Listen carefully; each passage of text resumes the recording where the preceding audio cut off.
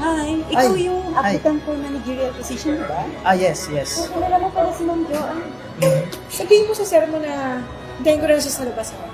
Pero, ma'am, meron po siyang interview. Oh, ano nangyari sa mga jowa mo? Antayin na lang daw po kayo sa labas. Bakit daw?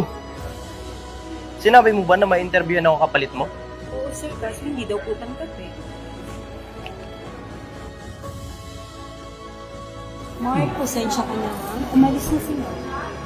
Sayang, kilala mo pa naman si Ma'am Joanne, kaso hindi ka daw tanggap. Ano ba si Joan dito? Actually, sila may-ari ng lugar na to. Sayang nga eh, kasama nila ako nung nagsimula ito. Nakita ko kung gaano sila nagtulungan para umasenso itong negosyo na to.